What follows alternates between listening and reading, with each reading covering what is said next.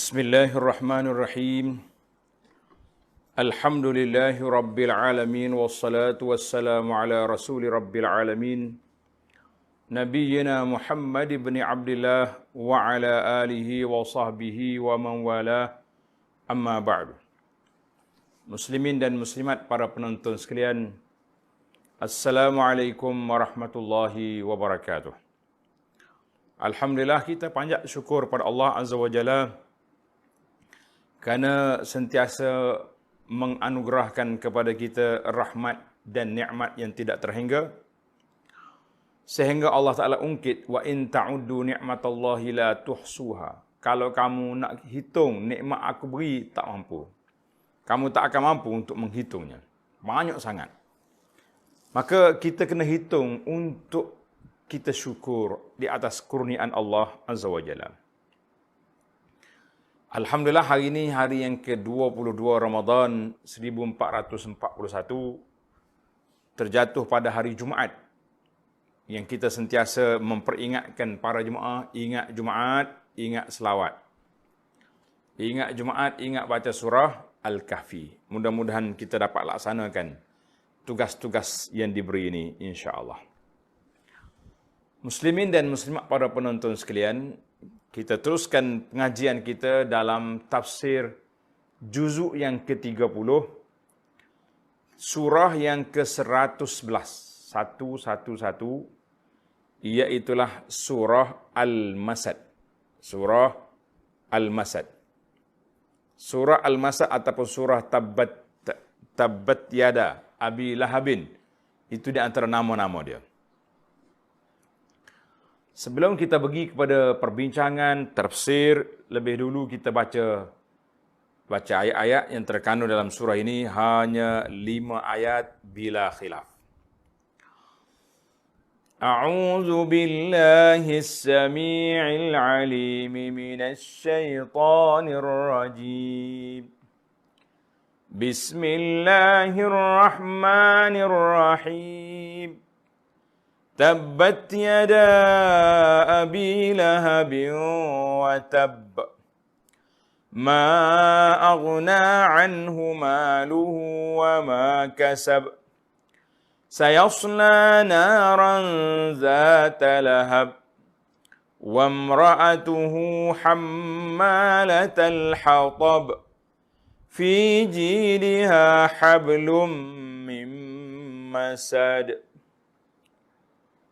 Surah Al-Masad. Kita pergi kepada muqaddimah dulu. Apa yang ada dalam surah ini, apakah yang dibincang oleh para ulama kita tentang surah. Surah Al-Masad ini surah yang ke-111. Surah ini diturunkan di Makkah bittifaqil ulama. Mana tak ada khilaf dah. Ittifaq ulama mengatakan surah ini turun di mana? Di Makkah. Mengandungi 5 ayat juga bila khilaf. Tidak ada khilaf. 5 ayat. Dinamakan surah. Tasmiyatus surah. Surah ini ada beberapa nama. Ada dalam tafsir kita ni kata surah Al-Masad. Apa makna Masad? Tali yang dipintal. Tanda. Al-Masad dengan makna tali yang dipintal. Sebab apa nama tali? Kerana dalam keseluruhan surah ini Allah Ta'ala menegaskan perihal Abu Lahab yang telah memusuhi dan melakukan berbagai angkara kepada Nabi sallallahu alaihi wasallam, dan juga demikian juga isterinya Ummu Jamil, seorang perempuan yang pemunggah kayu api. Punggah untuk apa? Untuk nak sekat jalan Nabi sallallahu alaihi wasallam. Di mana Nabi berjalan, di situ dia letak kayu. Dan dipakaikan di lehernya kayu, isterinya dipakaikan di lehernya sejenis tali dari tali-tali yang dipintal untuk menambahkan kehinaan di akhirat esoklah. Itu ada juga yang menamakan surah ini dengan nama surah Tabbat. Surah Tabbat, ya. Banyak juga dalam kitab-kitab, dalam mushaf, kitab tafsir, Dan ada juga yang menamakan dengan ayat yang pertama surah Tabbat Yada Abi Lahabin. Mana ada surah ini nama dia Al-Masad, surah Tabbat Yada Abi Lahabin. Itu nama dia lah. Intisari kandungannya apa cerita? Dalam ayat surah ini Allah Ta'ala memberi pengajaran kepada sesiapa yang memusuhi apa yang telah diturunkan oleh Allah Ta'ala kepada Nabi Muhammad sallallahu alaihi wasallam kerana menurut hawa nafsunya dan mengutamakan kepercayaannya, adat istiadat dan perbuatan-perbuatan yang biasa dilakukan turun-temurun, dan juga kerana terpedaya dengan harta benda dan kuat kuasa, kekuasaan, serta pengaruh yang ada padanya, padahal semuanya itu tidak akan memberikan sebarang faedah kepadanya pada hari akhirat, bahkan ia akan menderita azab sengsara. Jadi orang ni, puak-puak kafir yang menentang Nabi SAW, tidak ada yang selamat. Sesiapa yang menentang Nabi, sama ada mereka akan hancur binasa di dunia dengan sebab peperangan ataupun mati, dan mereka akan bertemu dengan azab di dalam kubur sebagai permulaannya. Kemudian di akhirat esok Allah Ta'ala dah sediakan kepada mereka azab yang begitu dahsyat. Baiklah para penonton sekalian, kita pergi pula perbincangan kepada sabab nuzul. Cerita dalam ayat ini keseluruhannya cerita Abu Lahab dengan bini dia. Orang perempuan ni makna penentang Islam ni ada dua. Laki-laki ada, perempuan pun ada. Tidak kata orang laki-laki je. Orang perempuan yang menentang Islam sama juga akan binasa dua-duanya sekali.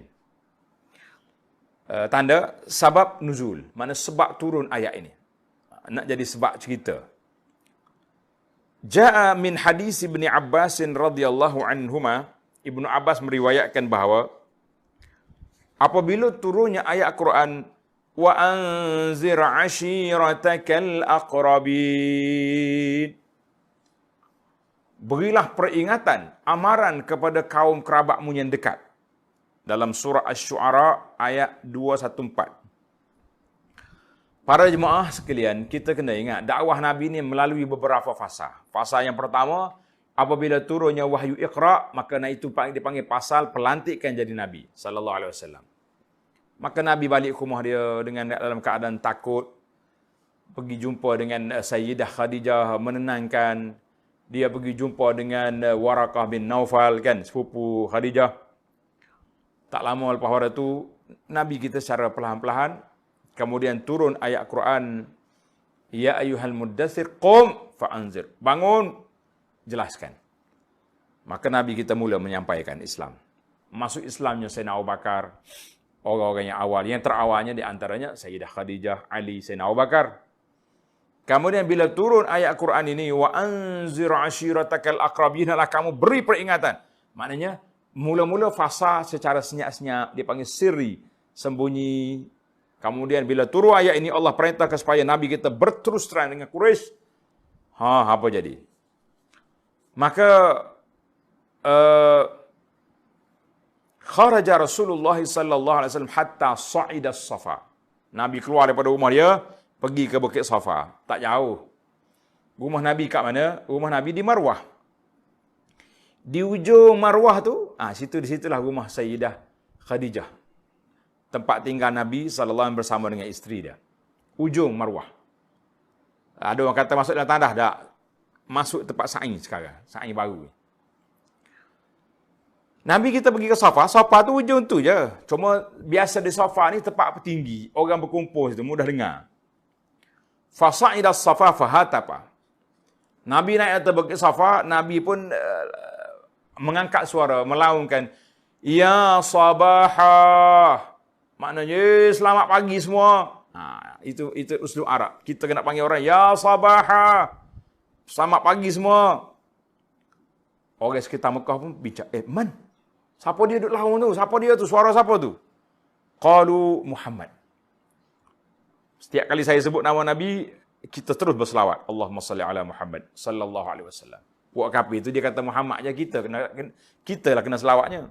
Fajtama'u ilaih, habis pakat keluar. keluar. Yang tak dapat datang pun suruh anak dia pergi dengar. Pergi dengar. Muhammad nak kata apa ni? Oh. Faqala. Nabi pun panggil. Ya bani fulan, ya bani fulan, ya bani fulan. Nabi sebutlah. Bani kabilah ni, bani ni. Ya bani Abdul Manaf. Ya bani Abdul Muttalib. Ini keluarga dia. Fajtama'u ilaih. Habis pakat mari. Naik ke Bukit Safa belakang. Maka Nabi kita mula test market. Dalam bahasa orang sekarang dia panggil test market. Makna tanya beberapa soalan nak menunjukkan kepercayaan mereka. Dia panggil undi percaya. Dia kata, Ara'aitakum law akhbartukum anna khailan takhruju bisafi hadzal jabal akuntum musaddiqi. Semua Quraisy, apa pandangan kamu kalau aku bagi tahu kepada kamu bahawa khailan, ada tentera nak serang Mekah dari bukit ni. Mereka duk kumpul atas bukit nak serang kita. Akuntum musaddiqi, apakah kamu percaya apa yang aku kata?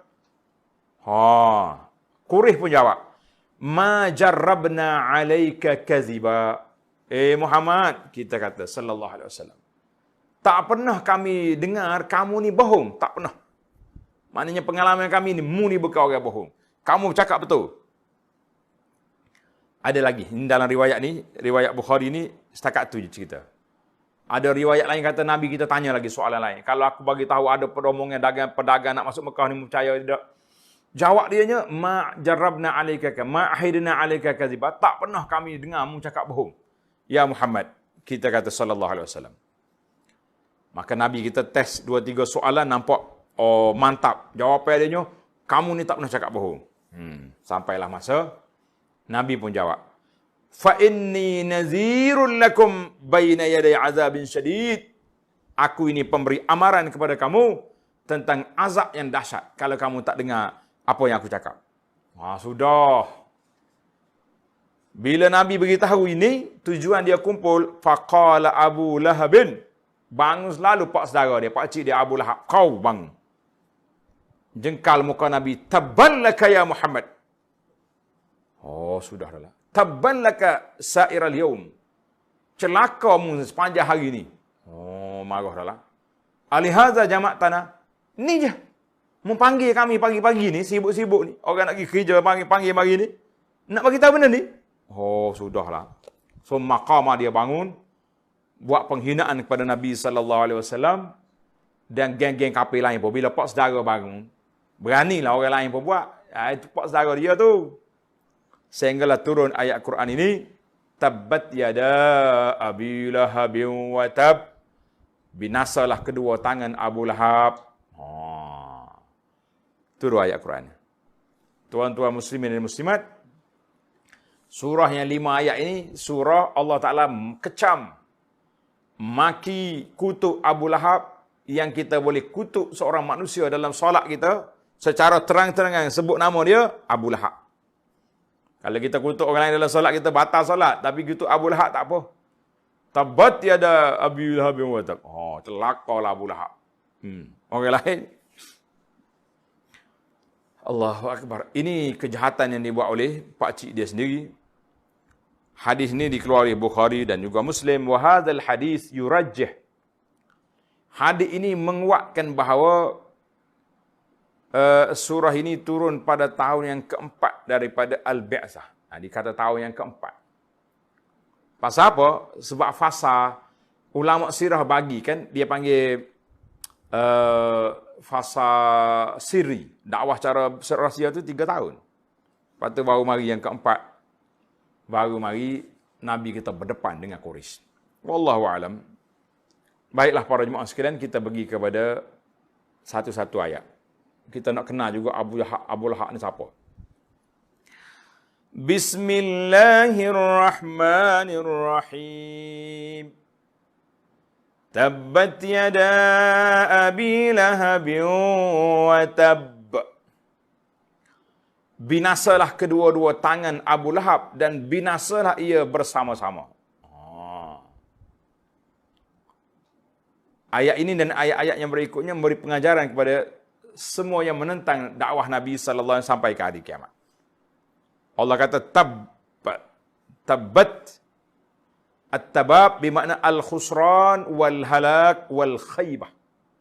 rugi, binasa, celaka, duduk situ.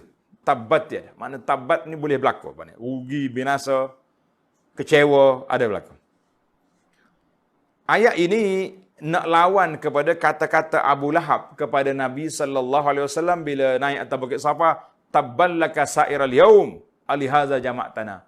Celakamu sampai hari ni, untuk ni kamu kumpul kami. Maka Allah Ta'ala jawab, bukan Nabi, mung. Tabbat yada Abi Lahab. Yang celakanya siapa dia? Dua tangan Abu Lahab. Mana nak lawan?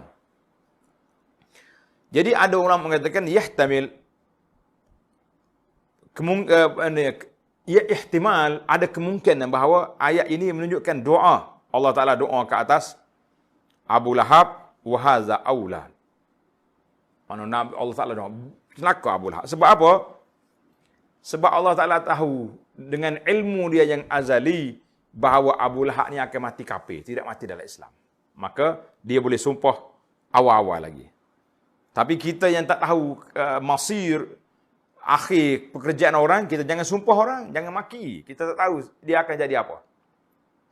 Boleh jadi dia mati dalam keadaan baik. Tapi Allah Ta'ala dia tahu, maka dia terus beri kepada Nabi wahyu. Ayat ini tutla ila akhir ila yaumil qiyamah. Sebab apa Allah kata tabbat yada? Yada dengan makna dua tangan. Yadun, yada kan, ataupun yadai. Dua tangan Abu Lahab. Kenapa diibaratkan dengan tangan? Sedangkan Abu Lahab tu jahat belaka. Jawab dianya, li'annahu, kerana dua tangan Abu Lahab itulah duduk rejam Nabi, duduk lontar Nabi. Ataupun dia menganggap bahawa kemenangan, biasa kita kalau menang kita buat gini kan. Kemenangan, mana dia akan menang nak lawan dengan Nabi SAW. Maka Allah kata, celaka tanganmu. Sama ada tangan tu jahat sungguh lontar Nabi, atau tangan yang mengatakan dia ni akan menang. Kita kata tak menang. Tanganmu celaka. Tak sudah angkat tangan lah, tunjuk. Tanganmu akan kecewa nanti. Ada juga yang bahasa Arab kata, kalau kata juzuk iradatil kul. Juzuk iradatil kul. Sebutnya juzuk tapi naknya semua. Celaka tangan Abu Lahab. Tapi naknya Abu Lahab semua sekali. Celakanya. Masya Allah. Itu dia panggil dalam bahasa Arab. Itlaqal juz wa iradati al-kul. Siapa dia ke Abu Lahab ni? Tuan-tuan kena kenal. Abu Lahab ni salah seorang daripada pakcik Nabi, pak saudara dia. Tuan-tuan tengok nama, saya sebut nama pak saudara Nabi. Dia kata A'mam. Bapa saudara Nabi ada 11 orang. Yang pertama sekali nama dia Al-Haris. Ini anak sulung Abdul Muttalib. Pasal itulah Abdul Muttalib tok Nabi tu terkenal dengan nama Abul Haris. Yang kedua nama Kusam. Yang ketiga nama Az-Zubair. Yang keempat Hamzah. Yang kelima Al-Abbas. Hamzah dengan Abbas ni yang masuk Islam. Sayyidina Hamzah menjadi penghulu orang mati syahid, yang syahid dibunuh oleh Wahsy di mana? Di Uhud. Al-Abbas, pak saudara Nabi, masuk Islam bersama dengan Nabi. Anak dia yang masyhur nama dia Abdullah bin Abbas. Kemudian yang keenam pakcik dia Abu Talib. Abu Talib pembela Nabi. Daripada kecil sampai dia mati. Tapi dia tak masuk Islam. Yang ketujuh, the uncle ni. Abu Lahab ni. Na'udzubillah. Pak saudara Nabi. Nombor 7 dia. Yang ke-8 nama dia Abdul Ka'bah. Yang ke-9 nama Hajl. 10 nama Dirar. Yang ke-11 nama dia Al-Ghaidaq. Berapa orang ada? 11 orang pak saudara Nabi. Yang masuk Islamnya 2 orang. Yang lawan betul-betul Abu Lahab seorang je. Yang membela Nabi Abu Talib. Yang lain senyap. Senyap, kita senyap lah nak kata apa. Dia tak ada dalam kitab. Baik. Sekarang ini saya nak perkenalkan kepada para penonton sekalian Abu Lahab siapa? Abu Lahab tu nama dia Abdul Uzza bin Abdul Muttalib. Allah Ta'ala tak sebut nama Abdul Uzza sebab dia tu terlalu jelek nama dia. Hamba berhala. Berat ni. Kita ni para jemaah sekalian untuk maklumat. Kan? Al-Uzza tu nama sanam fil jahiliyah, nama berhala besar zaman jahiliyah yang disembah oleh puak-puak kafir.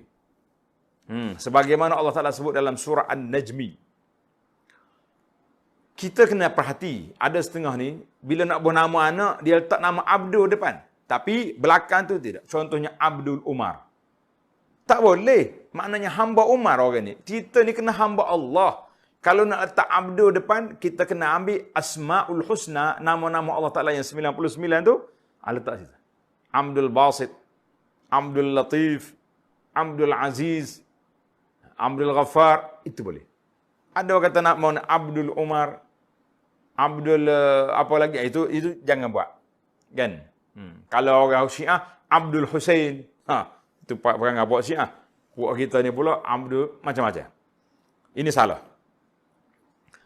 Itu nama dia. Ada yang mengatakan gelaran dia Abu Lahab tu kenapa? Kenapa nama jadi Abu Lahab? Ada yang mengatakan sebab anak dia nama Lahab. Lahab ni makna apa tuan-tuan? Lahab ni makna api yang menjulang, yang menyala. Itu makna Lahab. Bapak Lahab, makna bapak api. Ada yang mengatakan sebab salah seorang daripada anak dia nama Lahab. Jadi orang panggil Abu Lahab. Wa hadzal walad laysa lahu zikrun fit tarikh. Tak ada lagi kitab sejarah menyebut bahawa anak salah orang daripada Abu Lahab ni, Abdul Uzza ni nama dia Lahab. Tak ada. Boleh jadi mati kecil. Wallahu a'lam. Ada juga yang mengatakan dinamakan Abu Lahab ni, bapa api nyala ni sebab apa? Sebab muka dia comel. Ni orang keturunan Nabi Quraisy. Kana abyad ahmar wadi'an jamilan. Muka dia cantik. Comel orangnya.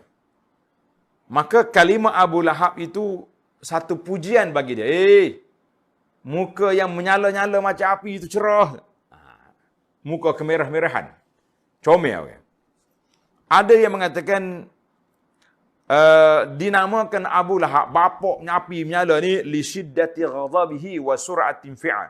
Kerana dia ni mudah marah. Jadi kalau nak marah orang, dia putih. Cerah. Bila nak marah, nampak lalu muka tu merah.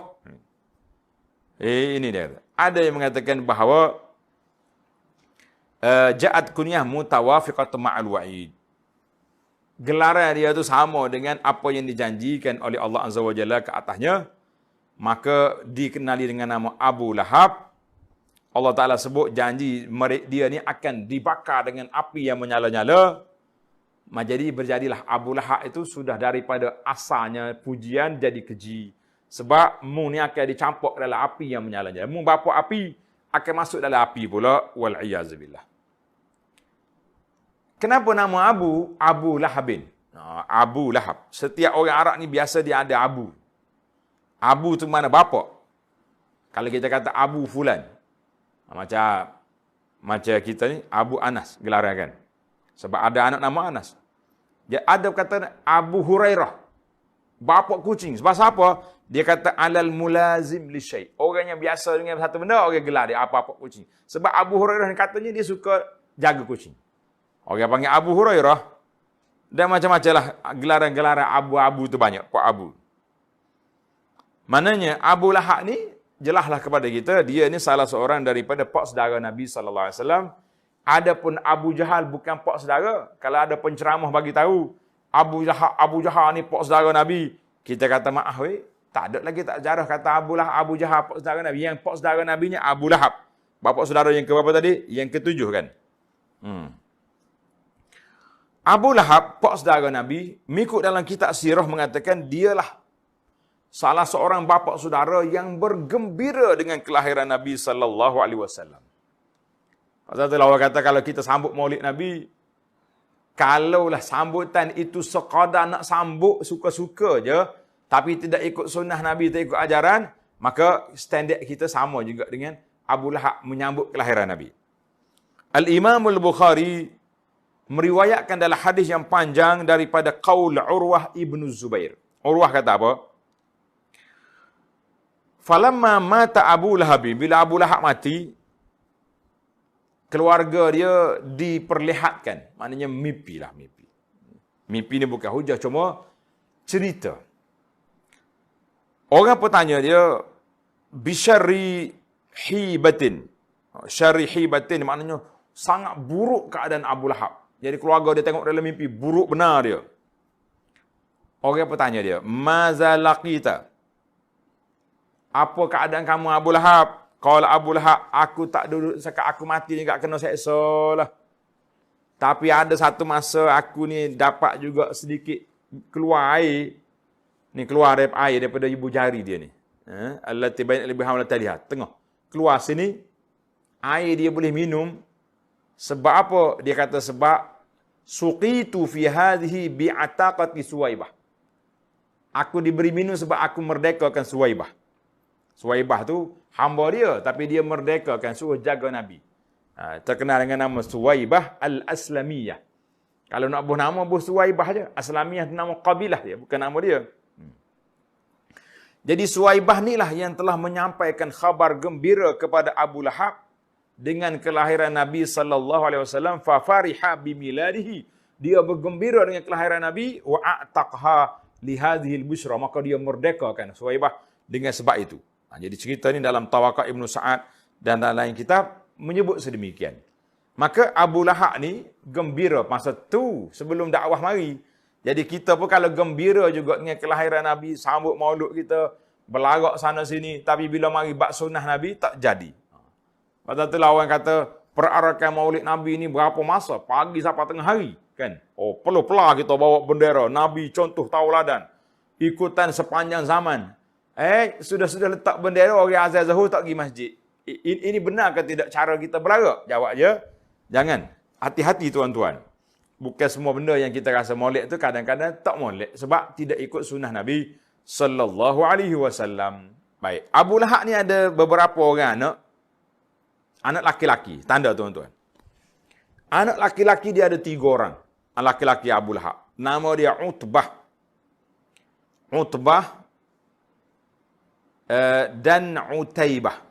Utbah dan Utaibah. Utbah dengan Utaibah ni, sebagaimana sebahagian riwayat mengatakan, mereka telah berkahwin dengan anak perempuan Nabi, Ruqayyah dan Ummu Kulsum. Abu Lahab ni, sepupu lah. Sepupu, kahwin sepupu kan. Lah, anak sepupu. Nabi tu dengan Utbah ni sepupu. Kahwin dengan anak sepupu. Aqada alaihima walam yadkhula. Dia akad nikah je. Nikah gantung kata orang. Nikah gantung ataupun bahasa moden sikit nikah khitbah. Mana dia tak duduk sekali. Dia akad nikah je. Falamma jahara Rasul sallallahu bid-da'wah. Bila Nabi dah menzahirkan dakwah dia, maka Quraisy mula menentang Nabi sallallahu alaihi wasallam. Abu Lahab pun marah pada anak dia. Da'u al-amra li. Musuh aku lama itu Muhammad ni. Tak usah duduk sibuk-sibuk. Sebab aku duk jaga dia sekali dengan Abu Talib, abang aku. Aku jaga dia, aku akan stopkan dakwah dia ni. Oh, konon-kononnya Abu Lahab ni bagi tahu pada geng-geng dia akan berhentikan dakwah Nabi. Dia berunding dengan Nabi, Nabi sallallahu tak dengar kata dia. Dia pun nak marah. Dia mengisytiharkan perang ke atas anak saudara dia dan dia perintah anak dia Utbah dengan Utaibah supaya ceraikan anak Nabi sallallahu alaihi wasallam. Kalau mu tak cerai, mu jangan tengok muka aku. Maka cerailah 2 orang ni. Kita kata alhamdulillah selesailah masalah. Ini di antara perbuatan jahat bapak ni kepada anak. Kan?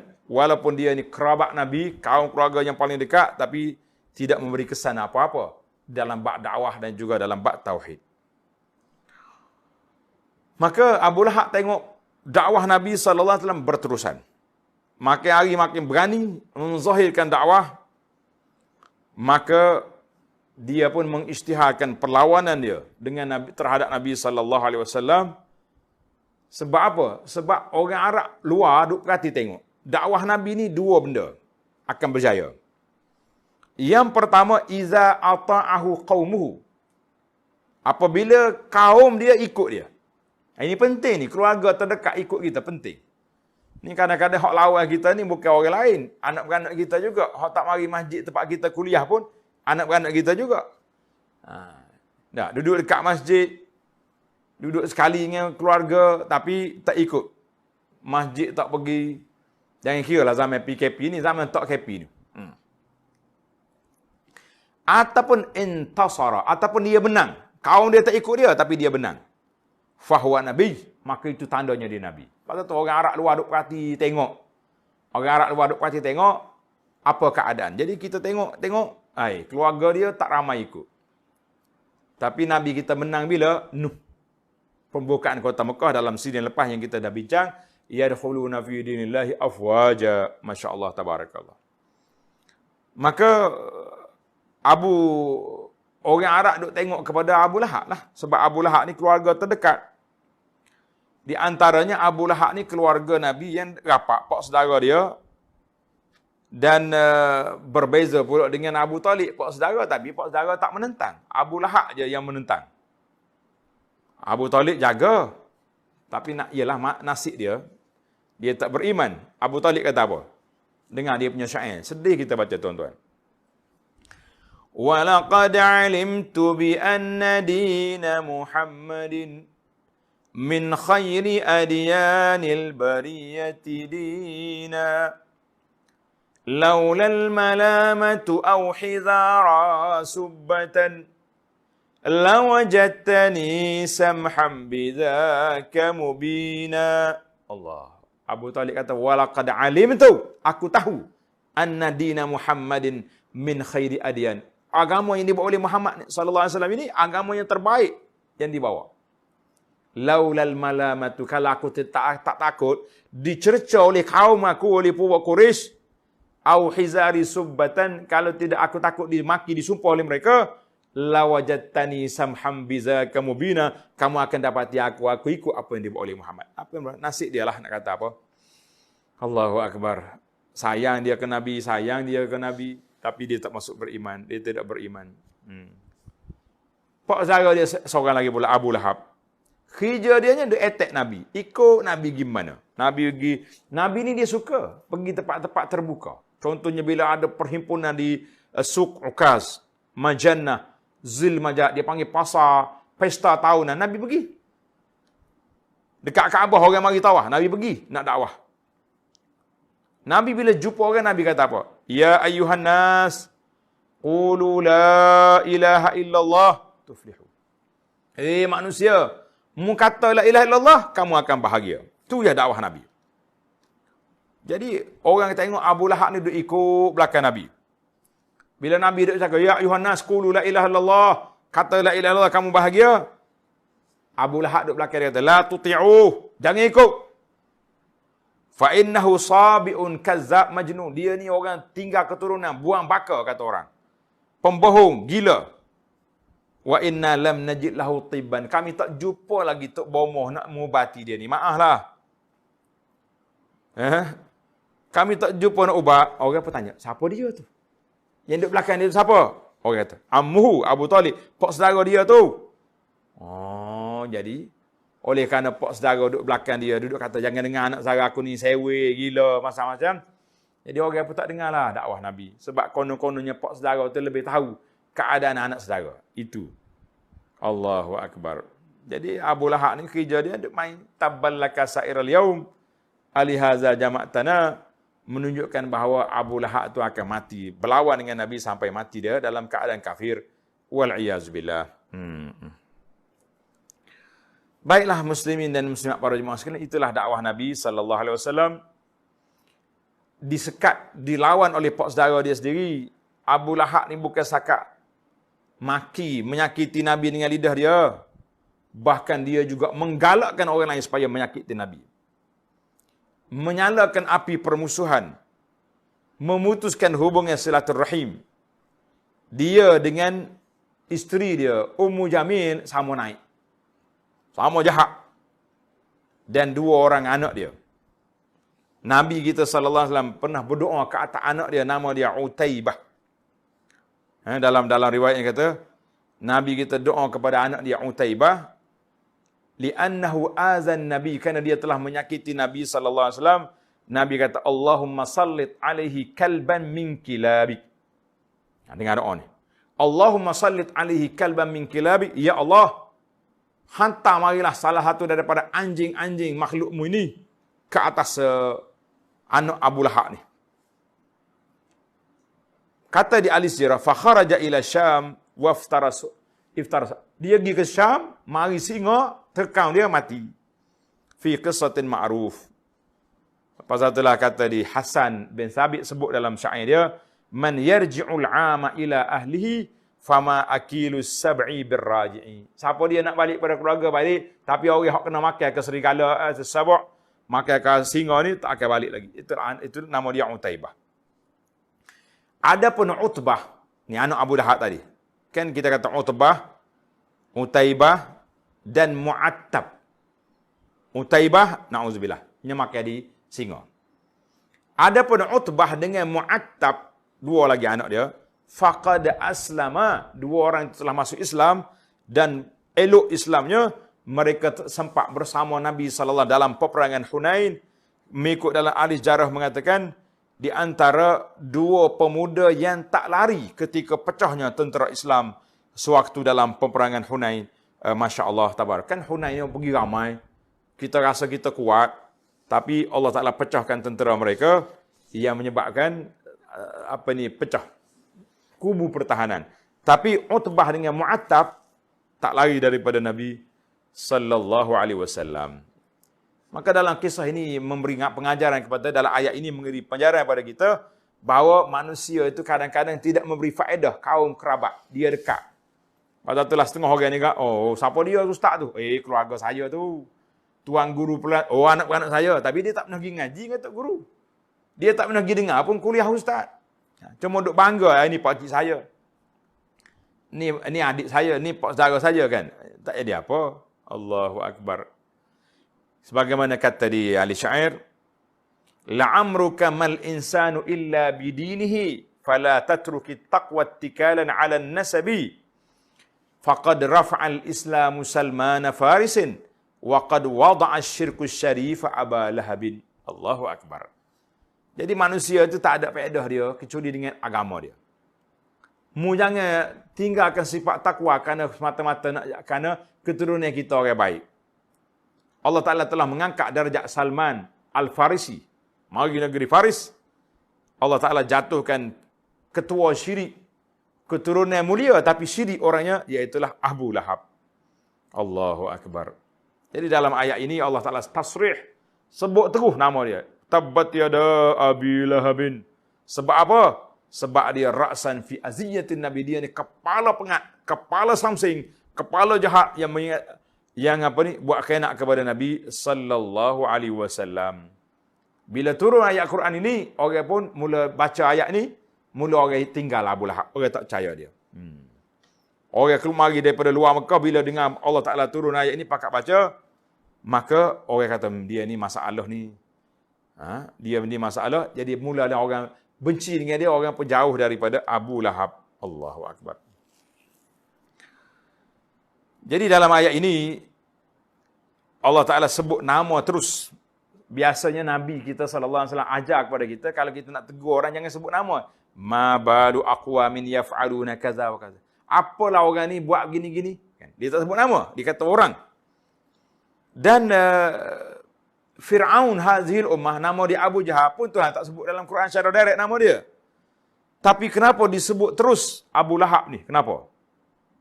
Sebab dia terlalu jahatnya Abu Lahab ni, mengikut takdir Allah Ta'ala azali, bahawa dia ni tidak akan masuk Islam selama-lamanya. Orang lain-lain itu ada peluang nak masuk Islam. Yang kedua, ba'dul halat, ada beberapa keadaan kita perlu pada sebut nama. Sebut nama. Limaslahatin ammah, kerana maslahat umum. Allah Ta'ala sebut nama Abu Lahab, jadi orang pakat lari daripada Abu Lahab, sebab dia terlalu jauh. Jadi Alhamdulillah. Anak dia tadi, Utbah dengan Mu'attab, masuk Islam, dan dia duduk jaga Nabi SAW, ketika orang lain lari, dia jaga.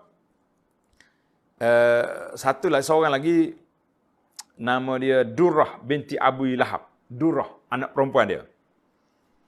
Ada orang kata kepada Durrah, anti bintu aduwillah, mu ni anak musuh Allah Ta'ala ni Abu Lahab. Dia mari jumpa Nabi SAW. Dia kata, ya Nabi, ya Rasulullah, orang itu kata saya ni anak musuh. Nabi kata, la tu'zi muslim bi kafir. Mu jangan menyakiti orang Islam dengan sebab kafir, pok dia. Tak. Dan juga sama juga dalam isu Abu Jahal. Bila orang duk kutuk-kutuk, Nabi kata, la tu'zil la tu'zi al-amwat, la tasabbul amwat, fatu'zi al-ahya. Mu jangan maki orang mati sebab akan menyakiti orang hidup. Mana keluarga dia hidup, anak dia masih Islam. Kenapa kita kata keturunan dia? Jadi kita sekarang ni pun kalau kita jumpa orang-orang jahat-jahat ni, jangan duk maki. Sebab keluarga dia akan sakit. Perasaan mereka akan sakit dengan makian yang tersebut. Allahu Akbar. Jadi manusia ni akan berubah. Keadaan-keadaan yang begitu, maka kita kena hati-hatilah. Kita jangan jatuh hukum atas orang. Ila jahannam wa bi'sal masir, sebab kita tahu apa keadaan yang akan berlaku pada mereka pada masa depan. Baiklah muslimin dan muslimat, itu Abu Lahab kita dah kenal. Allah Ta'ala kata watab, ulang sekali lagi, watab, dan binasalah ia bersama-sama. Tabat yada tu doa yang pertama, dia panggil doa ke atas Abu Lahab. Maka telah terlaksanalah doa itu. Maka Allah Ta'ala sebut di sini tab, sama sekali dengan dia pun sekali binasa belaka. Jangan duduk main. Allahu Akbar. Allahu Akbar. Ini dia kata. Kemudian ayat yang kedua, ma aghna anhu maluhu wa ma kasab. Hartanya dan segala yang diusahakannya tidak dapat menolongnya. Nak tolong apa? Jadi harta dia jelas. Wa ma kasab, apa usaha dia? Ada yang mengatakan usaha itu termasuklah harta dan termasuklah anak-anak. Dipanggil fa'inna. Nabi kata, inna atyaba ma akaltum min kasbikum. Sebaik-baik apa yang kamu makan tu daripada usaha sendiri. Kita usaha sendiri, kita tanam pokok, tanam sayur, kita makan, itu yang terbaik. Atau kita jual, maka ambil duit. Wa inna auladakum min kasbikum. Anak-anak kamu itu daripada usaha kamu. Bapa yang usahakan dengan ibu dia, maka keluar anak. Itu dia panggil usaha. Wa ma kasab, usaha termasuklah anak-anak, dan termasuk juga usaha itu pangkat, kedudukan. Ni ada setengah orang ni, masya-Allah, kabarakallah, nak kau pangkat ni terpaksa kena lobby, terpaksa kena guna orang tengah, terpaksa ni zaman kita ini budak-budak ni main buat petition, macam-macam. Ini semua ni kerja-kerja nak melobi. Ingat baik-baik, orang yang naik dapat jawatan dengan lobby, Allah Ta'ala tidak akan bantu mereka. Kalau dia naik jawatan tu dengan begitu ya, Allah Ta'ala, orang pilih dia dengan cara baik, insya-Allah Allah Ta'ala tolong. Tapi kalau dia naik dengan cara lobby, ini bahaya. Maka apa yang Abu Lahab, harta dia tinggal ke anak-anak dia. Anak dia pula berapa orang masuk Islam. Masya-Allah, tabarakallah. Adapun usaha dia, anak cucu dia bila masuk Islam, semuanya berlepas diri daripada dia. Maknanya Allah kata ma'aghna anhu maluhu wa ma kasab. Harta benda dia, anak-anak keluarga dia tidak memberi apa-apa faedah kepada dia. Di akhirat esok semua pakat lari daripada Abu Lahab. Mu tak beriman Abu Lahab, mu kafir Abu Lahab, kami tak mau dekat-dekat. Rugi. Apa yang kita dapat?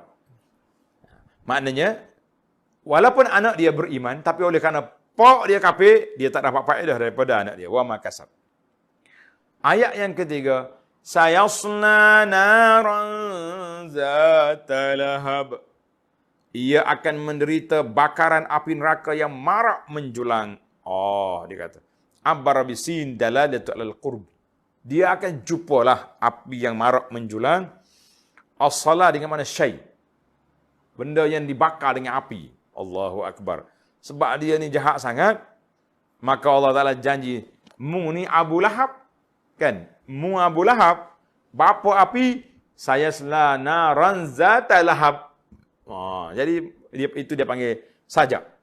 Mu ni bapa api, mu akan dibakar dengan api juga. Api yang menjulang. Lahab. Wa imra'atuhu hammalatal hatab. Dan juga isterinya. Siapa dia isterinya tu? Seorang perempuan pemunggah kayu api. Tanda tuan-tuan. Isteri dia terkenal dengan nama Ummu Jamil. Mak comel, mak cantik, Jamil. Mak Jamil. Nama dia, nama apa? Tanda tuan-tuan, hati-hati. Kadang-kadang kita ni tukarkan. Nama dia Arwa binti Harbin. Nama bini Abu Lahab nama Arwa binti binti apa? Binti Abi Lahab. Maaf. Arwa binti Harbin. Bini Abu Lahab nama dia Arwa binti Harbin bin Umayyah wahya ukhtu Abi Sufyan. Kan Abu Sufyan ni bin Harb. Arwa binti Harbin. Mana dia ni adik-adik dengan Abu Sufyan. Imra'atun syarifatun, seorang perempuan yang mulia daripada keturunan Quraisy, mempunyai kedudukan yang baik. Abu Sufyan pun orang hebat, pemimpin Mekah. Dan dia ni salah seorang daripada pimpinan ketua wanita Quraisy. Dan dia orang panggil satu kepala dengan Abu Lahab. Tidak kata Abang Lahab, Muhammad tu anak saudara kita, kenapa kita menyakiti dia sangat-sangat? Rupanya tidak. Dia dengan Abu Lahab sama naik. Kata orang. Orang panggil apa ni? Sekepala. Nama dia Arwa binti Harb. Tuan-tuan kena tengok dalam senarai keluarga Nabi. Di antara nama mak saudara Nabi pula, Safiyah, Atikah, Barrah, Arwa, Umaymah. Pasal itulah ramai juga di kalangan kita letak nama-nama nama anak Arwa kan. Arwa tu ambil daripada mak saudara Nabi, jangan ambil hak bini. Hak bini Abu Lahab ni. Cuma dekat-dekat lah, nama sama lah. Dia ramai juga orang nama sama ni pun. Nama Abdullah berapa ramai? Abdullah bin Ubay bin Salul, Abdullah juga. Jadi kita kata bukan nama, itulah sifat yang ada pada orang tu yang jahat. Baik, dia dengan Abu Lahab sama geng. Sama-sama jahat belaka. Allah Ta'ala sebut sini, وَامْرَأَتُهُ حَمَّالَةَ الْحَطَبِ. Hijau gapo gak Ummu Jamil ni, si Arwa ni hijau gapo? Hijau dia nya hammalatal hatab, duk punggah kayu api. Apa sebab punggah kayu api sini? Ala qauli ba'dil mufassir. Sebab yang pertama, mengikut sebagai ulama tafsir kata, dia duk bawa kayu, dia bawa duri, dia letak mana? Dia letak di mana Nabi lalu, dia letak situ. Nabi lalu kot ni, dia ambil duri letak. Ambil kayu api letak, supaya Nabi kita tersepak, Nabi kita terpijak duri. Hijau dia. Memang hijau jahat. Ibnu Jarir ini Tabari dan Ibnu Abi Hatim daripada Mujahid, dia tafsir ayat ni lain. Hammalatal hatab, dia kata pembawa kayu api. Bukan bawa kayu sungguh, tapi dia sendiri ni si batu api, dia panggil namimah. Kana tamshi bin namimati, dia ni suka berjalan dengan apa? Batu api. Bahasa Melayu berkata batu api kan? Batu api. Dia ni batu api ni. Apa mana batu api? Suka melaga-lagakan orang. Duk panah sokmo supaya berasak. Maka hammalatal hatab, pembawa kayu api di sini bukan kayu sungguh, tapi batu api nak menyalakan permusuhan di antara orang kafir dengan Nabi sallallahu alaihi wasallam. Maka itulah yang dikatakan sebab tafsir daripada Mujahid. Ada ulama lain kata kayu sungguh. Kita kata tak ada jadi masalah, dua-dua sekali. Boleh jadi dia letak kayu tengah jalan. Mulut dia pula jenis batu api, duduk laga-lagakan orang. Dua-duanya jahat belaka tu. Allahu Akbar. Ummu Jamil. Allah Ta'ala sebut namamu dalam Quran. Wa amra'atuhu hammalatal hatab. Duduk bawa kayu api. Duduk letak tengah jalan Nabi. Atau bawa mulut jadi batu api. Fi jidiha hablum mim masad. Di lehernya sejenis tali dari tali-tali yang dipintal. Dia kata jid maknanya tengkok. Tekok dia tu ada tali. Biasanya orang bukan pakai tali di tengkok ni. Orang pakai kalung, pakai loket, apa lagi orang panggil kan. Rantai hak comel-comel. Tapi di akhirat esok Allah Ta'ala pakai tali di tengkok si Ummu Jamil ni sebab apa? Nak menghinakan dia, mung di atas dunia dulu, duk ngenakkan Nabi dia, ambil kayu tok tengah jalan kau jadi batu api. Maka hari ini di akhirat aku hinakan kamu dengan pakai tali. Baiklah para jemaah sekalian, kesimpulan kita daripada surah Abu Lahab ini, Allah Ta'ala mulakan surah ini bizikri Abi Lahabin, mula dengan cerita Abu Lahab. Dia akan dibakar dengan api neraka Zatul Lahabin. Kan? Kemudian Allah Ta'ala akhiri surah ini dengan sebut isteri dia, Ummu Jamil. Di tengkuknya ada tali daripada yang dipintal. Allahu Akbar. Ayat ini mengajar kepada kita bahawa pertembungan di antara hak dengan batil tidak terhad kepada laki-laki perempuan, muda ataupun tua. Musuh Islam itu ada berlaku. Laki-laki ada, perempuan ada, tua ada, muda ada. Pembela Islam juga daripada musliminya, muslimaknya, syabab, syuyukh, semuanya ada.